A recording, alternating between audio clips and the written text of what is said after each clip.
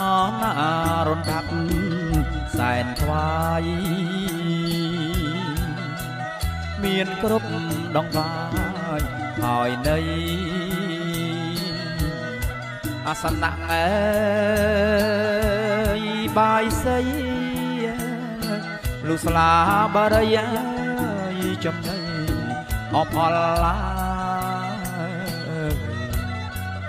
ជួបជុំអស់ទាំងព្រះសង្ឃពូអ៊ំមីងបៀយាយតាបញ្ចុងអើយសេឡាក៏សាងឲ្យស្ថាបនាខ្លងទ្វីវត្តឡាគិរីអស្ដេចគង់